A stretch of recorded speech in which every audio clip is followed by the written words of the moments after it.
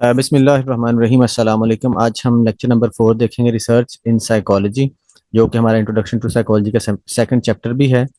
इसमें हम descriptive statistics descriptive हमने रिसर्च को देखा था। उसके बाद इसके अंदर ही डिस्क्रिप्टिव स्टैटिस्टिक्स आता था, जिसके अंदर हमने स्टैटिस्टिक्स को देखा और बहुत सारी चीज़ें जो है हमने क्लियर की हैं, डिफरेंट इसके कॉन्सेप्ट्स, बल्कि इसको हमने काफ़ी एक्सपेंड करके देखा है। इसके जो हर पहलू है उसको कवर करने की कोशिश की है। इसको एक दफ़ा फिर से हम गो थ्रू कर लेते हैं। डिस्क्रिप्टिव स्टैटिस्टिक्स तो देखा है, ये क्या होता है? Descriptive statistics numbers that summarize the distribution of scores on a measured variable। हम जब डिस्क्रिप्टिव स्टैटिस्टिक्स की बात करते हैं तो उसमें हम जब जो हमारे पास डेटा होता है वेरिएबल का, उसकी जब मेजरमेंट्स कर रहे होते हैं, उसको समराइज कर रहे होते हैं, बेसिकली वो डिस्क्रिप्टिव स्टैटिस्टिक्स।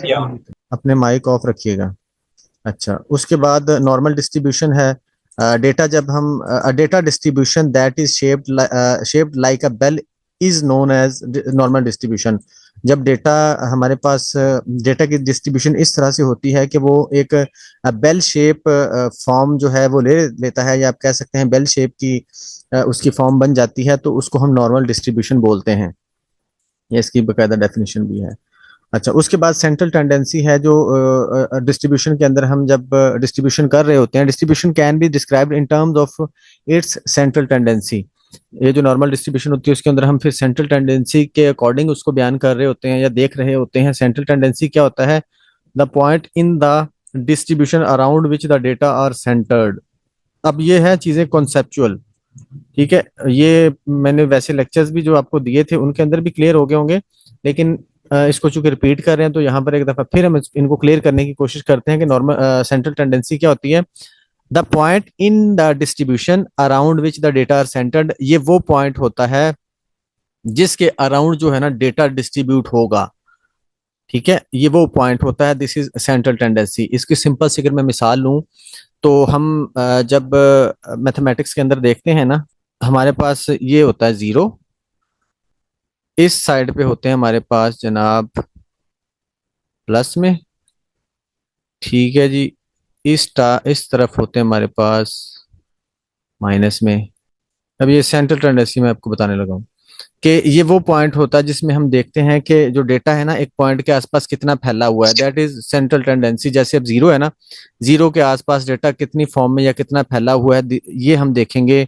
मतलब कि हम जीरो को देख रहे होते हैं कि जीरो कौन सा है या कि जीरो किस जगह पर आता है, यानी कि सेंटर पॉइंट कहाँ पर आता है, दैट इज सेंट्रल टेंडेंसी। ये देखना होता है कि किस पॉइंट के आसपास डेटा फैला हुआ है। जैसे अब जीरो सेंटर वाला है और उसके आसपास इस तरफ भी नंबर है, इस तरफ भी नंबर है, इस तरफ भी डेटा, इस तरफ भी डेटा है, तो ये आप जीरो को आप कह सकते हैं कि ये सेंट्रल पॉइंट है जिसके आसपास डेटा आप कह सकते हैं डिस्पर्स हुआ पड़ा है। अच्छा, ये तीन तरह की सेंट्रल टेंडेंसी के अंदर हम जाते हैं तो तीन तरह की तीन टाइप्स होती हैं सेंट्रल टेंडेंसी की, मीन, मीडियन और मॉड। मीन क्या होता है? मीन और अरिथमेटिक एवरेज, इसको अरिथमेटिक एवरेज भी बोलते हैं, is the most commonly used measure of central tendency. ये कैसे होता है? It is computed by calculating the sum of all the scores of the variable and dividing this sum by the number of participants। अब total जो हमारे पास variable या total हमारे पास quantity होती है ना, नंबर्स होते हैं, उनको ऐड कर लिया जाता है और जितने नंबर्स होते हैं उस पर डिवाइड कर दिया जाता है, दैट इज मीन। मीन की बात कर रहे थे, जैसे मिसाल के तौर पर मैं आपको यहाँ पर दिखा भी देता हूँ। मीन यहाँ पर होगा,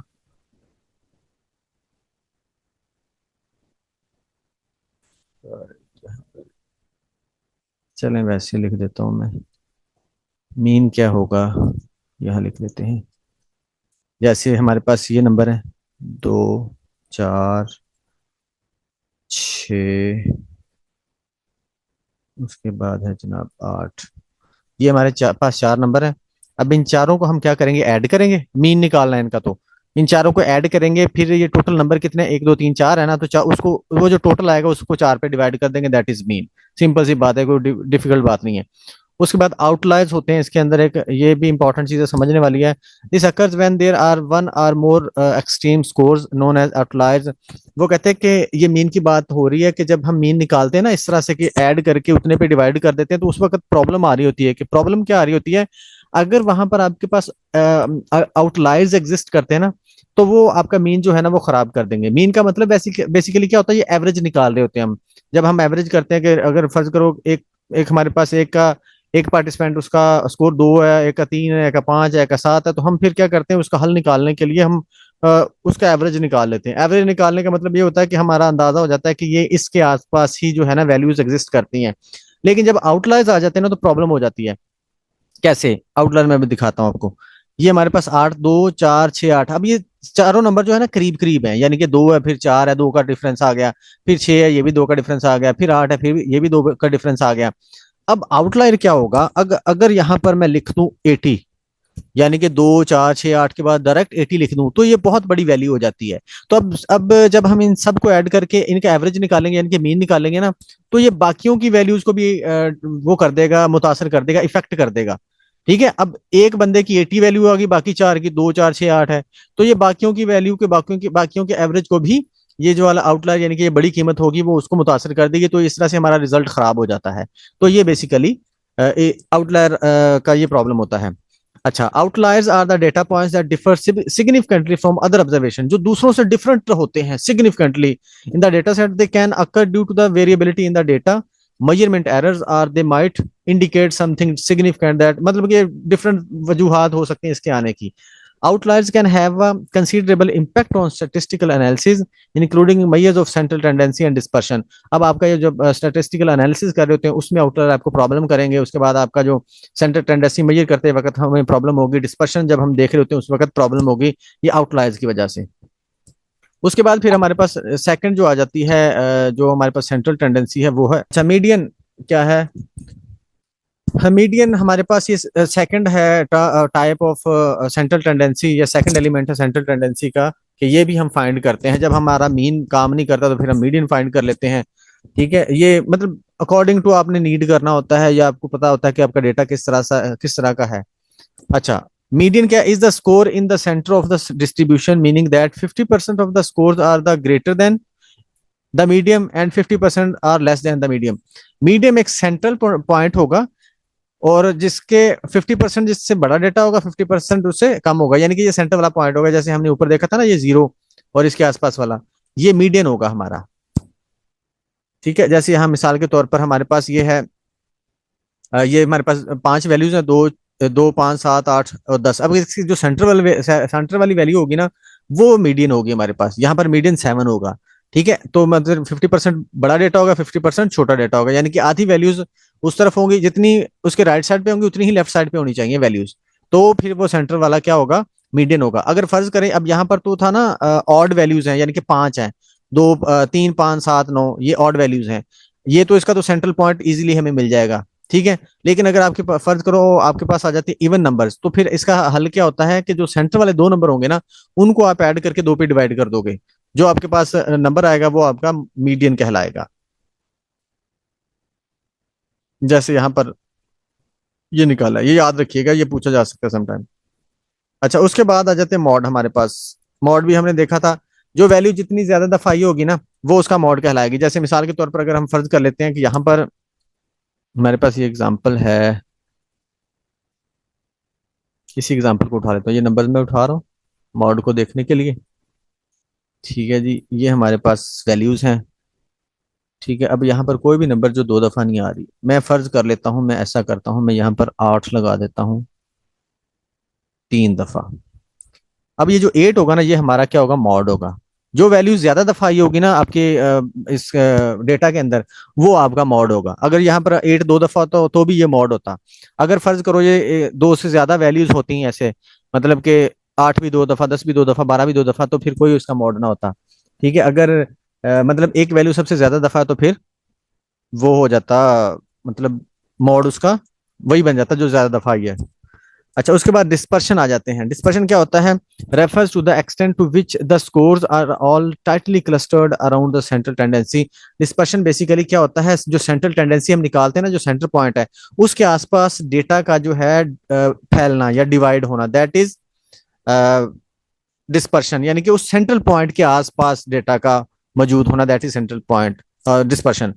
डिस्पर्शन की डेफिनेशन एक और है, dispersion or variability in statistics refer to the extent to which data point in a data set vary। कैसे डेटा पॉइंट जो है ना वेरी कर रहे हैं फ्रॉम ईच अदर, एक दूसरे से, and from the central value, और सेंट्रल वैल्यू से, सच एज द मीन और मीडियन। मीडियन, यानी कि जो सेंट्रल वैल्यू हमारी मीडियन या मॉड होती है।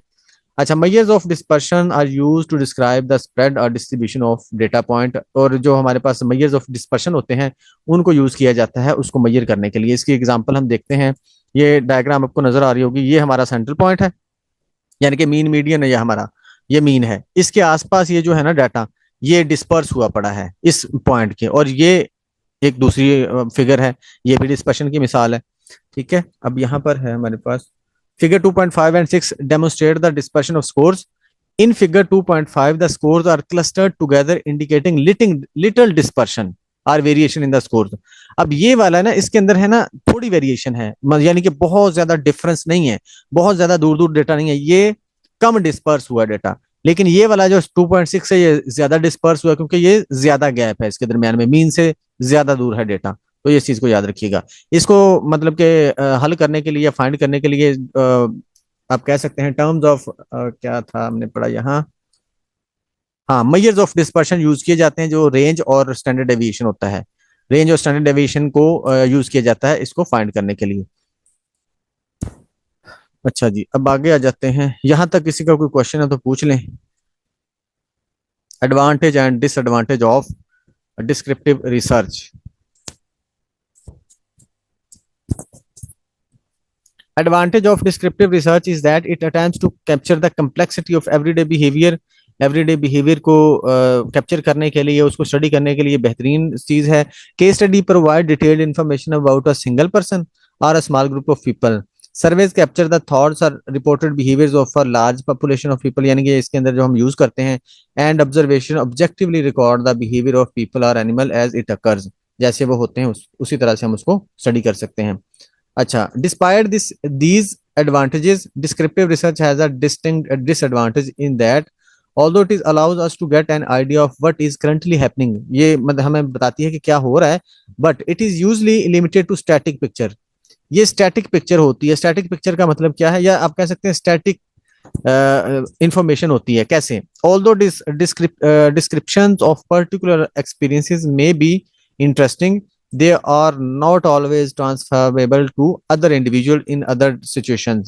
कि ये जिस सिचुएशन के अंदर या जिस इन्वायरमेंट में जिस टाइम में आप ऑब्जर्व कर रहे हैं ना, ये उसी टाइम की आपको या उसी पर्टिकुलर केस की बारे में आपको गारंटी देगा।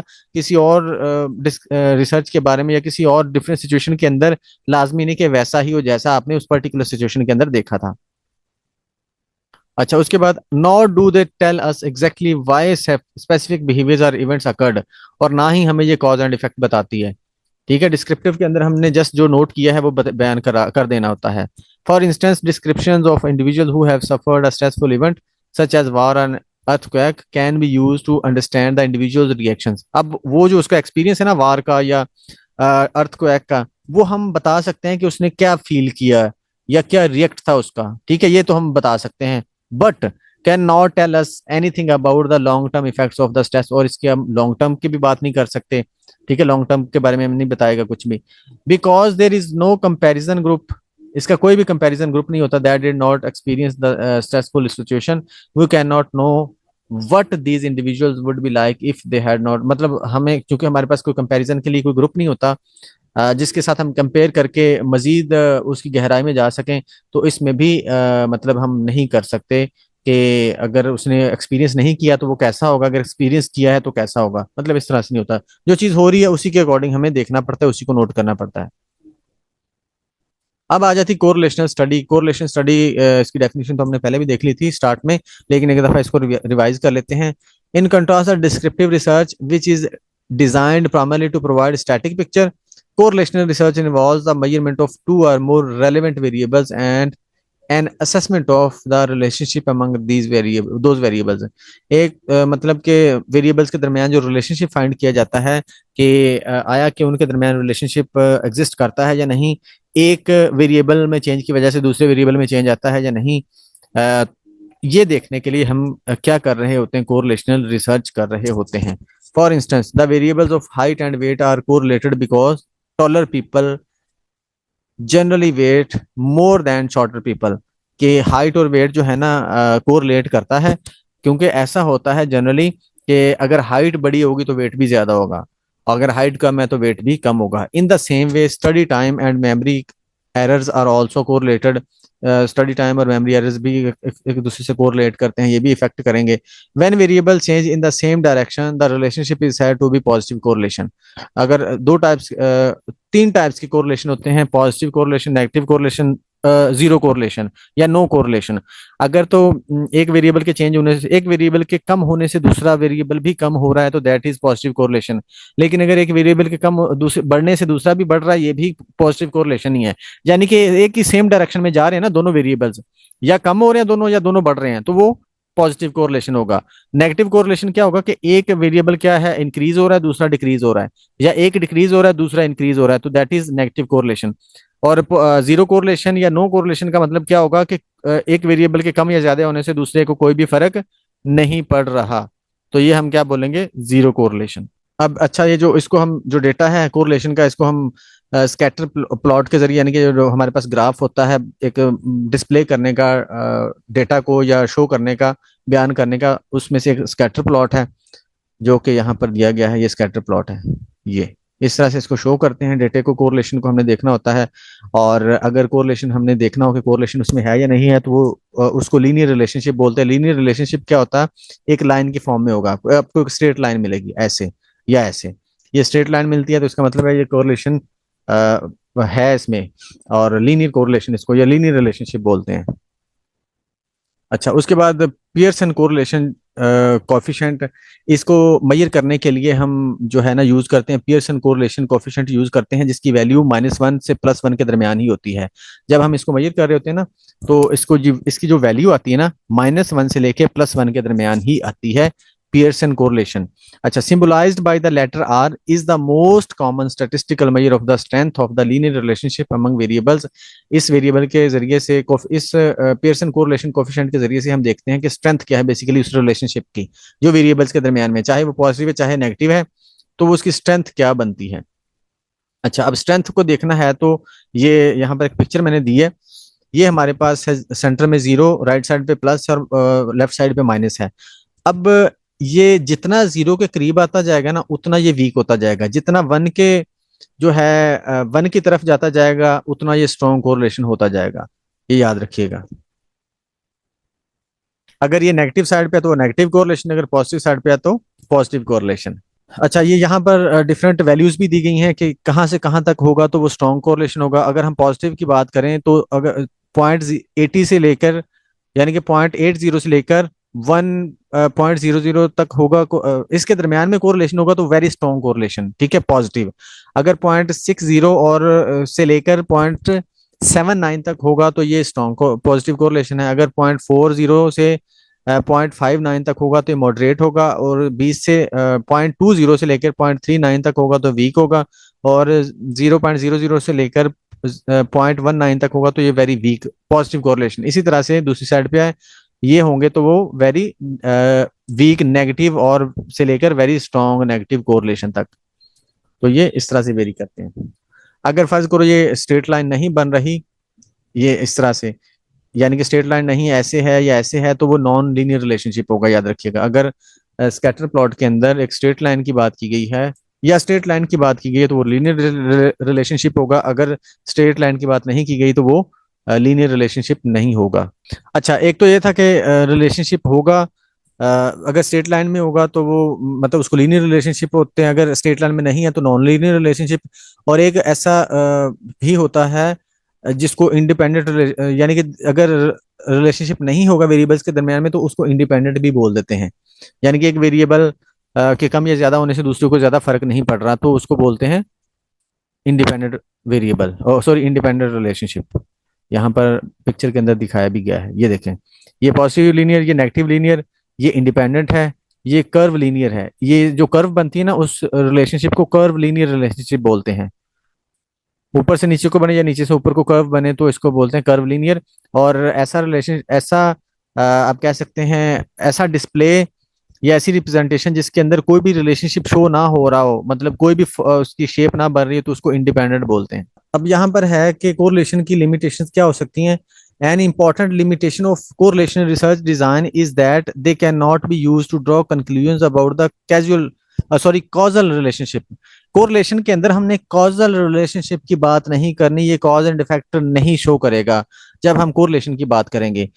बज़ाहिर वो आपको लग रहा है कि correlation show, sorry cause and effect show हो रहा है, लेकिन हमने इसकी बात ही नहीं करनी। आप इसको समझाने के लिए मैं बोल रहा हूँ, इसको समझाने के लिए बोल रहा हूँ कि अगर आपको लग भी रहा हो ना कि कॉज एंड इफेक्ट शो हो रहा है, तो आपने उसको समझना कि जैसे मतलब वो हो ही नहीं रहा, या आपने ये समझना है कि हमारा ये टॉपिक ही नहीं है। सिंपल सी बात है, इसमें हमने कॉज एंड इफेक्ट की बात नहीं करनी, हमने इसमें सिर्फ रिलेशनशिप बताना कि हाँ यार कुछ एग्जिस्ट करता है, ये कम होता है तो दूसरे को भी फर्क पड़ता है, ये ज्यादा होता है तो दूसरे को भी फर्क पड़ता है, सिर्फ ये बात करनी है हमने, कॉज एंड इफेक्ट की बात नहीं करनी। Consider, for instance, a researcher who has hypothesized that viewing violent behavior will cause increased aggressive play in children। मतलब अगर वायलेंट वो मूवीज देख रहा है या गेम्स खेल रहा है तो उसका बिहेवियर भी अग्रेसिव होता जा रहा है बच्चे का। ठीक है, he has collected from a sample of fourth grade children a measure of how much violent television each children views during the week. उसने फिर ये डाटा कलेक्ट किया कि कितने घंटे वो टीवी देखता है, उसका फिर मतलब कि उसके बिहेवियर पर क्या असरात होते हैं। For his collected data the researcher discovers a positive correlation between the two measured variables. उसको फिर पॉजिटिव कोरिलेशन मिला कि जब वो ज्यादा टेलीविजन देखता है तो वो ज्यादा अग्रेसिव होता है, कम देखता है तो कम होता है। Although this positive correlation appears to support the researchers hypothesis, it can not be taken to indicate the viewing violent television causes aggressive behaviour. वो कहते हैं कि ये पॉजिटिव कोरिलेशन तो शो कर रहा है, लेकिन ये कॉज नहीं बता, ये कॉज का दावा नहीं कर रहा कि वायलेंट टेलीविजन कॉज कर रहा है अग्रेसिव बिहेवियर को। यहाँ पर दो चीजें हैं, एक तो ये कि वायलेंट मूवी देखने से उसका अग्रेसिव बिहेवियर हो रहा है, ये कोरिलेशन तो है पॉजिटिव, लेकिन ये कॉज एंड इफेक्ट नहीं है कि यही कॉज करता है, एक चीज ये। और दूसरी इसके अंदर ये चीज ये होती है कि अग्रेसिव बिहेवियर शायद कॉज कर रहा है वायलेंट, मतलब कि अग्रेसिव मूवीज देखने के लिए। ये हो सकता है, यानी कि ये दोनों तरह से रिलेशनशिप हो सकता है कि वायलेंट जो मूवीज देखता है उसकी वजह से अग्रेसिव बिहेवियर हो रहा है, और अग्रेसिव बिहेवियर की वजह से वो वायलेंट मूवीज देख रहा है। ये दोनों तरह से हो सकता है। हो सकता है कि आप सोच रहे हो कि वायलेंट मूवीज देखने से वो अग्रेसिव बिहेवियर शो कर रहा है, वायलेंट मूवी देखने से वो अग्रेसिव बिहेवियर शो कर रहा है, लेकिन हो शायद ऐसा रहा हो कि अग्रेसिव बिहेवियर की वजह से वो वायलेंट मूवीज देख रहा है। ठीक है, और ये इस तरह से भी हो सकता है कि दोनों एक दूसरे को कॉज कर रहे हो, वायलेंट मूवी की वजह से अग्रेसिव बिहेवियर, अग्रेसिव बिहेवियर की वजह से वायलेंट मूवीज। तो ये दोनों तरह से हो सकता है। ये रिवर्स भी हो सकता है, जैसे मैंने बोला कि आपने, आपका तो था ना कि वायलेंट मूवीज की वजह से अग्रेसिव होता है, लेकिन वो अग्रेसिव की वजह से वायलेंट मूवीज देख सकता है। दोनों तरह से हो सकता है। अच्छा, उसके बाद जो एक दूसरी प्रॉब्लम थी इसके साथ, थर्ड वेरिएबल। अब ये जो कॉज एंड इफेक्ट वाली बात उस दिन भी हमने रिपीट की थी, यानी कि दिन भी हमने इसको गहराई से देखा था। अब भी देख लेते हैं कि थर्ड वेरिएबल का क्या इशू होता है। थर्ड वेरिएबल जब हम देखते हैं ना कि यार किसको कौन कॉज कर, सॉरी कॉरिलेशन की बात कर रहे होते हैं ना, तो हम कॉज एंड इफेक्ट की बात क्यों नहीं करते? इसलिए नहीं करते कि हम एग्जैक्टली जो है ना ये दावा नहीं कर सकते कि जो हमारा वायलेंट मूवी देख रहा है ना बच्चा, वही अग्रेसिव बिहेवियर को कॉज करता है। उसकी रीजन ये होती है कि हो सकता है कि कोई थर्ड वेरिएबल, कोई फोर्थ वेरिएबल, यानी कि एक या एक से ज्यादा वेरिएबल डिपेंडेंट और इंडिपेंडेंट के अलावा उसको कॉज कर रहे हो। थर्ड, जिसको थर्ड वेरिएबल बोला जाता है, कि थर्ड वेरिएबल कॉज कर रहा हो उस बिहेवियर को। हमें लग रहा है कि वायलेंट मूवी देखने से अग्रेसिव बिहेवियर हो रहा है, लेकिन उसमें कोई और एक और वेरिएबल क्या कर रहा हो, अपना रोल प्ले कर रहा हो। फॉर एग्जाम्पल, अब यहाँ पर पेरेंट्स डिसिप्लिन स्टाइल, कि पेरेंट्स का जो डिसिप्लिन स्टाइल है ना वो उसको कॉज कर रहा हो वायलेंट मूवीज को या अग्रेसिव बिहेवियर को। पेरेंट्स का बिहेवियर समझ, फर्ज कर लेते हैं पेरेंट्स का जो बिहेवियर है ना वो उसके अंदर अग्रेसिव बिहेवियर पैदा कर रहा हो, या उसको फिर वायलेंट मूवीज की तरफ लेके जा रहा हो। अब ये थर्ड वेरिएबल उसको कॉज कर रहा है, क्योंकि हमने रिलेशनशिप देखा है तो वो सिर्फ रिलेशनशिप की बात करेंगे, हम ये नहीं कहेंगे कि ये कॉज कर रहा है। क्यों? क्योंकि वो गलत हो सकते हैं हम, क्योंकि वहां पर कोई और वेरिएबल भी इन्वॉल्व हो सकते हैं जिनको हमने एक्सट्रीनियस वेरिएबल पढ़ा था। तो इसलिए इसके अंदर हम कॉज एंड इफेक्ट की बात नहीं करते। कॉज एंड इफेक्ट के लिए स्पेशली जो हमारे पास टाइप होती है वो होती है एक्सपेरिमेंटल रिसर्च की। उसके अंदर तो हमने देखना ही कॉज एंड इफेक्ट होता है, उसको क्लियरली हम डिफाइन कर चुके होते हैं कि ये हमने इसका इफेक्ट देखना है इंडिपेंडेंट वेरिएबल पर, डिपेंडेंट वेरिएबल का। इसी तरह से जब वो कहते हैं कि जब आपका जो डिपेंडेंट और इंडिपेंडेंट वेरिएबल के दरमियान जो थर्ड वेरिएबल इन्वॉल्व होता है ना, तो उसका जो रिलेशनशिप होता है ना, when the variables are both caused by a third variable, जब ये दोनों वेरिएबल्स होते हैं कॉज कर रहे होते हैं थर्ड वेरिएबल से, the observed relationship is said to be spurious. इस रिलेशनशिप को स्पोरियस रिलेशनशिप बोलते हैं। जब मतलब कि दोनों वेरिएबल्स को थर्ड वेरिएबल इफेक्ट कर रहा हो तो इस रिलेशनशिप को स्पोरियस रिलेशनशिप या स्पोरियस हाँ स्पोरियस रिलेशनशिप बोलते हैं, याद रखिएगा।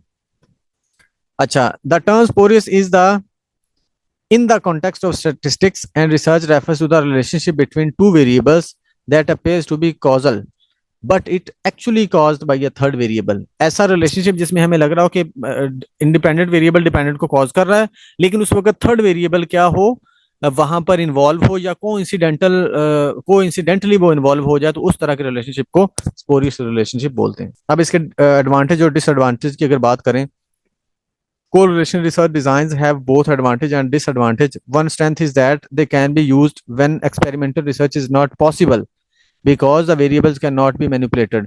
ऐसी रिसर्च जिसके अंदर, अब ये यहाँ पर दो चीजें जानने वाली हैं, एक तो ये कि कॉज एंड इफेक्ट वाली बात, और दूसरी बात ये कि उस वक्त हम यूज करेंगे जब हम कॉज एंड इफेक्ट वाली रिसर्च कर ही नहीं सकते, यानी कि हम एक्सपेरिमेंट ना कर सकते हो या मैनिपुलेट ना कर सकते हो वेरिएबल को, उस वक्त फिर हम कोरिलेशन से काम चलाते हैं। ठीक है, ये याद रखिएगा, आपसे सवाल किया जा सकता है। Correlation design also have the advantage of allowing the researcher to study behavior as it occurs in the everyday life। कि वो जैसे बिहेवियर हो रहा है वैसे ही बेसिकली उसको देख ले और बयान कर दे, ये हेल्प करता है correlation. Additionally we can also use correlational design to make predictions. हम प्रिडिक्शन के लिए भी इसको यूज कर सकते हैं। For instance, to predict from the score on the battery of test the success of job trainees during a training session. जब हम टेस्ट लेते हैं तो उसकी बेस पे हम प्रिडिक्शन कर सकते हैं, जैसे हम एडमिशन के लिए टेस्ट लेते हैं उसकी बेस पे हम प्रिडिक्शन कर सकते हैं कि यार इसका एडमिशन हो जाएगा कि नहीं, और उसी बेस पे हम ये प्रिडिक्शन करते हैं कि ये कैसा परफॉर्म करेगा, अच्छा परफॉर्म करेगा या बुरा परफॉर्म करेगा स्कोर की बेस पे। ठीक है, ये प्रिडिक्शन के लिए भी हमें हेल्पफुल होता है। उसके बाद however we can not use, अब ये इसका disadvantage, use such correlational information to determine whether the training caused better job performance। के मतलब इसमें वही वाली बात कि कॉज एंड इफेक्ट की बात नहीं की जा सकती। For that researcher rely on the experiments. अगर हमने ये कॉज एंड इफेक्ट देखना तो फिर हम एक्सपेरिमेंट्स की तरफ जाएंगे। यहां तक बात क्लियर है, कोई क्वेश्चन तो नहीं है? अब हमारे पास लास्ट टाइप है एक्सपेरिमेंटल रिसर्च। अब ये आगे वो वाली रिसर्च जिसमें हम कॉज एंड इफेक्ट की बात करते हैं, प्योरली एक्सपेरिमेंट की बात करते हैं, यानी कि एक्सपेरिमेंट करके ही जिसमें एक्सपेरिमेंट इन्वॉल्व होता है, जिसमें हम कॉज एंड इफेक्ट की बात करते हैं, वो वाली रिसर्च है।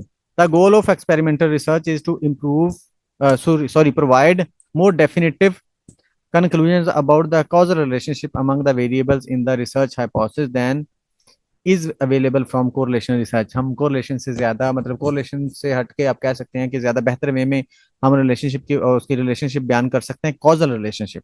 ठीक है, हम वजूहात भी बयान कर सकते हैं कि ये वाकई ही इसको कॉज कर रहा है या नहीं कर रहा है। In the experimental research design the variables of the interest are called the independent variable. और मतलब कि जिस variable and the dependent variable, जो वेरिएबल होते हैं इसमें इन्वॉल्व दो होते हैं, डिपेंडेंट और independent. The independent variable in an experiment is the causing variable that is created or manipulated by the experimenter। Independent variable वो वेरिएबल जिसको हम मैनिपुलेट करते हैं, जिसको क्रिएट करते हैं, और डिपेंडेंट वेरिएबल वो वेरिएबल होता है जिस पर हमने इंडिपेंडेंट वेरिएबल का असर चेक करना होता है, देखना होता है कि how basically independent variable effect our dependent variable. The research hypothesis suggests that manipulated independent variable will cause the change in the measured dependent variable। मतलब कि ये हम क्लियरली हमें पता चल रहा होता है, ये हमें हमारा ये ही देखना होता है, एम या गोल होता है कि हम देखें कि क्या किस तरह से इफेक्ट हो रहा है। इसके अंदर दो चीजें होती हैं, दो ग्रुप होते हैं हमारे पास, दो तरह के, एक तो कंट्रोल ग्रुप एक्सपेरिमेंटल ग्रुप होता है, दूसरा कंट्रोल ग्रुप होता है। एक्सपेरिमेंटल ग्रुप कौन सा होता है? Experimental group receives the experimental's manipulation। For example, the experimental group might receive a new medication for depression। experimental group simple सी अगर बात करें ना, एक्सपेरिमेंटल ग्रुप वो होगा जिस पर हम अपना एक्सपेरिमेंट करेंगे।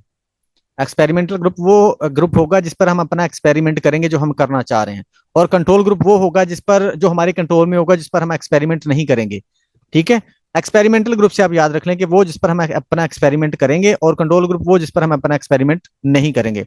जैसे फॉर एग्जांपल कंट्रोल ग्रुप क्या होता है? रिसीव्स आइदर नो मैनिपुलेशन, यानी कि वो एक्सपेरिमेंट जो हमने मैनिपुलेशन करनी है वो नहीं रिसीव करेगा, या फिर और nothing out of the ordinary, यानी कि या तो वो रिसीव ही नहीं करेगा या फिर हम उस तरह का उसको कंसीडर नहीं करेंगे। For example the control group might receive their current medication for depression और placebo. What is often just a sugar pill. यानी कि या तो वो अपनी पुरानी ही, अगर हम फर्ज करो मेडिसिन चेक करनी है कि डिप्रेशन पर उसका क्या इफेक्ट होता है, नई मेडिसिन, अब नई मेडिसिन चेक करनी है तो उसके लिए हम एक्सपेरिमेंटल ग्रुप बनाते हैं, एक कंट्रोल ग्रुप बनाते हैं। एक्सपेरिमेंटल ग्रुप को वो नई मेडिसिन दे देते हैं, और जो कंट्रोल ग्रुप होता है ना, अब ये एक्सपेरिमेंटल ग्रुप और कंट्रोल ग्रुप क्यों बनाया जाता है ये भी याद रखिएगा, इनको कंपेयर करने के लिए। अगर हम इनको कंपेयर नहीं करेंगे तो हमें कैसे पता चलेगा कि वाकई मेडिसिन ने काम किया या नहीं किया। तो फिर कंपेयर करते हैं, एक को वाकई हम वो नई वाली मेडिसिन देते हैं, एक को देते ही नहीं है। तो जिसको देते हैं उस पर भी असर चेक कर लेते हैं, और फिर उन असरात को हम उस ग्रुप के साथ मैयर कर लेते हैं कि जिसको हमने नहीं दी थी, कि दोनों में डिफरेंस क्या है। तो बेसिकली ये इस वजह से हम बनाते हैं। अच्छा, अब हमारे पास मेडिसिन थी डिप्रेशन की, तो हम क्या करेंगे, कुछ जो एक्सपेरिमेंटल ग्रुप है उसको दे देंगे वो वाली मेडिसिन, नई मेडिसिन। जो कंट्रोल ग्रुप है ना, या तो उसको मेडिसिन देंगे ही नहीं, या फिर हम उसको फेक मेडिसिन देंगे, या फिर उसको जो पुरानी मेडिसिन है ना, जो पहले चल रही थी, जो पहले वो खा रहे थे, वो वाली दे देंगे। ठीक है, तो फिर जब हम ये एक्सपेरिमेंट कर लेंगे, फिर दोनों के रिजल्ट्स को हम कंपेयर करेंगे कि किस में क्या फर्क आया है, तो उससे हमें पता चल जाएगा। प्लेसिबो क्या होता है? प्लेसिबो का मतलब होता है कोई फेक चीज दे देना या फेक ट्रीटमेंट देना। जैसे आप उसको बोलो कि ये भी डिप्रेशन की जो है मेडिसिन है, तो उसकी जगह आप सेम उसी तरह की मेडिसिन दे दो जो दूसरे एक्सपेरिमेंटल ग्रुप को दी है, लेकिन ये ओरिजिनल मेडिसिन नहीं होगी। ये आप कह सकते हो कि शुगर हो सकती है या कोई और चीज हो सकती है ऐसी, जो कि इफेक्ट ना करे किसी भी तरह का। तो ये उस वक्त हम देते हैं प्लेसिबो। प्लेसिबो आप कह सकते हैं झूठा ट्रीटमेंट या गलत ट्रीटमेंट। और इस उसमें आगे हम बढ़ते हैं कि इसमें प्रॉब्लम से बचने के लिए, या आप कह सकते हैं बाइसनेस से बचने के लिए, आप रैंडम असाइनमेंट देते हैं। रैंडम असाइनमेंट क्या होता है? Each participant is assigned to a group through a random process such as drawing numbers. यानी कि आप रैंडमली चूज कर लेते हो लोगों को, आप किसी मैकेनिज्म के तहत नहीं सिलेक्ट करते, या अपनी पसंद से नहीं सिलेक्ट करते। एडवांटेज एंड डिसएडवांटेज, इसकी बात करें एडवांटेज और डिसएडवांटेज की। Experimental design have two very nice features. For one, the grant they guarantee that the independent variable occurs prior to the measurement of the dependent variable। अब यहाँ पर क्या होता है कि डिपेंडेंट वेरिएबल और इंडिपेंडेंट वेरिएबल हमारे टोटली कंट्रोल में होते हैं। क्या इंडिपेंडेंट वेरिएबल को हमने पहले अपने हिसाब से क्या करना होता है, प्रेजेंट करना होता है, फिर उसका इफेक्ट देखना होता है। एक चीज ये है, this eliminates the possibility of reversion causation. वो जो हमने ऊपर रिवर्स कॉजेशन देखा था ना, कि एक वेरिएबल दूसरे को और दूसरा फिर हो सकता है पहले को भी इफेक्ट कर दे, इसमें वो जो इफेक्ट करने वाली बात ही खत्म हो जाती है। क्यों? क्योंकि हमारे कंट्रोल में होता है इंडिपेंडेंट वेरिएबल, हम उसको मैनिपुलेट करके उसका इफेक्ट दूसरे पे चेक कर रहे होते हैं। सेकंड क्या होता है? The influence of third variable is controlled. यहाँ पर चूंकि एक्सपेरिमेंट कर रहे होते हैं, जो जो थर्ड वेरिएबल है उसको हम कंट्रोल कर लेते हैं, एंड दस एलिमिनेटेड, और फिर उसको एलिमिनेट भी कर सकते हैं by creating initial equivalence through randomly assigning the participants in each of the study group before the manipulation of occurs. यानी कि इसमें हम रैंडम असाइनमेंट भी रैंडमली भी सिलेक्ट करके वो वाली चीज भी हम खत्म कर देते हैं, किसी भी तरह की बाइसनेस की। अच्छा, उसके बाद despite the advantage of determining causation, experiments do have limitations. इसकी लिमिटेशंस भी होती हैं। वन इज दैट, एक लिमिटेशन क्या है या डिसएडवांटेज आप कह सकते हो, one is that they are often conducted in laboratory situation rather than in the everyday lives of people। यहाँ पर इसको लेबोरेटरी में किया जाता है। therefore we do not know whether results that we find in laboratory setting will necessarily hold up in everyday life। जो results laboratory में निकाल रहे हैं, तो क्या उसको जनरलाइज भी किया जा सकता है, क्या उसको एवरीडे लाइफ में अप्लाई किया जा सकता है? ये प्रॉब्लम होती है इस रिसर्च की। Second and more important is that some of the most interesting and key social variables cannot be experimentally manipulated because of both practical and ethical concerns. और कुछ इस एक्सपेरिमेंटल रिसर्च की कुछ प्रॉब्लम्स ये भी होती हैं। वैसे तो कहा जाता है ये बहुत जबरदस्त रिसर्च है, लेकिन इसमें बहुत सारी, मतलब आप कह सकते हैं लिमिटेशंस भी हैं। जैसे है कि कुछ वेरिएबल्स को मैनिपुलेट ही नहीं किया जा सकता। ठीक है, जैसे मिसाल के तौर पर अगर हम ये देखें, एग्जाम्पल इसकी है, कैसे मैनिपुलेट नहीं किया जा सकता। अगर हम ये बात बोलें कि हमने चेक करना है कि जो स्मोकिंग है ना, वो उसके कैंसर होने के कितने चांसेस है उसकी वजह से, तो क्या हम इसका एक्सपेरिमेंट ऐसे करेंगे कि बंदे को हम बोलेंगे कि यार तू दिन रात सिगरेट पी जा, हम देखते हैं तुझे कैंसर होता है कि नहीं होता? तो ये हो भी नहीं सकता, ये पॉसिबल भी नहीं और इलीगल भी है, कि हम एक बंदे की जान को खतरे में नहीं डाल सकते अपने एक्सपेरिमेंट के लिए, अपनी रिसर्च के लिए। तो यहाँ पर आके ये लिमिटेड हो जाती है। अगर आपने देखना है कि डेथ के चांसेस कितने ज्यादा हैं किसी भी चीज को लेकर, तो आप वो एक्सपेरिमेंट तो नहीं करोगे। जैसे मिसाल के तौर पर आपने देखना है कि जी तेज गाड़ी चलाने से डेथ हो जाने के कितने चांसेस हैं, या पहाड़ से गाड़ी फेंकेंगे तो मरने के चांसेस कितने हैं। ठीक है, तो अब आप ऐसा तो नहीं करोगे ना कि वो गाड़ी में किसी को बिठा के तो आप पहाड़ से फेंक दो या तेज चलाओ गाड़ी, तो वो पॉसिबल भी नहीं है। तो उस जगह पर हम क्या करते हैं फिर, वहां पर एक्सपेरिमेंट नहीं किया जाता, तो फिर क्या होता है, if we want to study the influence of the size of the, इसके लिए हाँ, इसके लिए फिर हम क्या करते हैं, कोरिलेशन रिसर्च जो या लेते हैं, या फिर हमारे पास पहले से जो डेटा मौजूद होता है उसको लेते हैं और उसकी बेस पे हम क्या करते हैं, रिजल्ट्स निकालते हैं। ये यहाँ पर मैंने एक्सपेरिमेंट एग्जांपल सॉरी दी हुई है। क्योंकि यहाँ पर पॉसिबल नहीं होता तो फिर हम क्या करते हैं, कोरिलेशन डिजाइन जो है उसको अप्लाई करते हैं, रिकॉर्ड सर्वे वगैरह लॉन्गिट्यूडनल स्टडी से अपना जो डेटा है वो निकाल लेते हैं।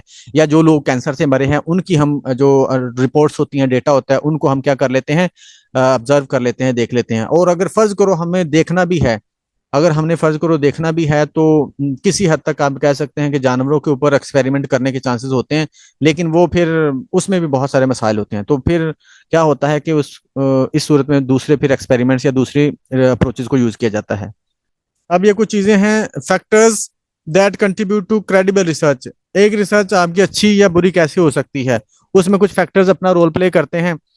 उसमें एक फैक्टर होता है वैलिडिटी, कि आपकी रिसर्च जो है वैलिड है या नहीं, कैसे पता चले। क्रेडिबल रिसर्च या अच्छी रिसर्च का क्या होगा कि आपकी रिसर्च की वैलिडिटी है या नहीं है, आपने जो अप्रोच यूज किया वो वैलिड थी या नहीं थी, आपने जो टेस्ट यूज किए हैं, स्केल्स यूज किए हैं, वो वैलिड है या नहीं है। ये इस पे डिपेंड करेगा कि आपकी रिसर्च कितनी क्रेडिबल है या कितनी अच्छी है। उसके बाद रिलायबिलिटी, अगर इसी तरह से आपकी जो रिसर्च अप्रोच है वो रिलायबल थी या नहीं, आपके जो स्केल्स यूज किए थे वो रिलायबल थे या नहीं थे, उस पर भी डिपेंड करेगा। इसी तरह से स्टैटिस्टिकल सिग्निफिकेंस जितनी ज्यादा होगी उतनी ही आपकी जो रिसर्च है वैलिड होगी। अगर स्टैटिस्टिकल सिग्निफिकेंस आपकी स्टडी की नहीं है तो वो इतनी अच्छी स्टडी नहीं मानी जाएगी। उसके बाद डबल ब्रांड एक्सपेरिमेंट, अगर फर्ज करें, ये बोला जा मतलब ये इसलिए बताया गया है कि अगर आप रिसर्च को अच्छा करना चाहते हैं ना, आपको लगता है कि ये रिसर्च बायसनेस आ सकती है, एक्सपेरिमेंटर बायस जिसको बोलते हैं, यानी कि एक्सपेरिमेंटर अपने हिसाब से चीज़ों को देख सकता है या अपने नजरियात के अकॉर्डिंग देखेगा, तो फिर उसमें डबल ब्लाइंड एक्सपेरिमेंट किया जाता है। डबल ब्लाइंड एक्सपेरिमेंट का क्या मतलब होता है कि जो एक्चुअल रिसर्च है या एक्चुअल जो ट्रीटमेंट होता है ना, वो दोनों को ही नहीं पता होता, ना एक्सपेरिमेंटर को या और ना ही उसको पार्टिसिपेंट को। उसके बाद रेप्लिकेशन, रेप्लिकेशन का मतलब क्या होता है कि अगर आपकी रिसर्च ऐसी है कि उसको दोबारा से यूज किया जा सके, अप्लाई किया जा सके, या उसी मेथड को दोबारा से यूज करके नई रिसर्च की जा सके, तो दैट इज रेप्लिकेशन। और बेसिकली ये क्या इंश्योर करती है आपकी रिसर्च की क्रेडिबिलिटी को। रेप्लिकेशन क्या होता है, the process of repeating previous research which forms the basis of all scientific inquiry is known as replication। पहली रिसर्च को रिपीट करना या यूज करना, अगर वो की जा सके या इस काबिल है कि की जा सके, इसका मतलब आपकी रिसर्च क्या है, रेप्लिकेबल है। और जनरलाइजेशन का मतलब क्या होता है, refers to the extent to which relationship among conceptual variables can be demonstrated in a wide variety of people and a wide variety of manipulated or measured variables, जिसको आप हर जगह पे अप्लाई किया जा सके, कर सको, अगर ऐसा पॉसिबल हो तो दैट इज जनरलाइजेशन। उसके बाद वेरिएब वैलिडिटी ऑफ वेबसाइट्स, यानी कि सोर्सेज आप कह सकते हैं कि जिसमें जो आपको रिसर्च में हेल्प कर सकते हैं, वो आपने देखना होता है कि कितनी क्रेडिबल है। अगर क्रेडिबल है, या आप कह सकते हैं उसको बार बार लोगों ने यूज़ किया है, या उसके बारे में रिव्यूज़ हैं, या उसको लोग मानते हैं, ऑथेंटिसिटी है, तो अगर वो ऐसा है तो वो बेसिकली उससे आप हेल्प ले सकते हो अपने डेटा के बारे में, अपने रिसर्च के बारे में। तो वो एक आपकी क्रेडिबिलिटी में क्या करेगा, इजाफा करेगी। रिसर्च या सोर्स, बेसिकली सोर्सेज की बात हो रही है, वो बुक्स भी हो सकती हैं, वो लोग भी हो सकते हैं, वो आपके वेबसाइट्स भी होती हैं, वो डेटा जो जहाँ से भी आप लेंगे उसकी बात हो रही है। जी, यहाँ तक क्लियर हो गया आपको। आज का लेक्चर हमारा यहीं तक होगा। कोई क्वेश्चन है तो आप लोग पूछ सकते हैं।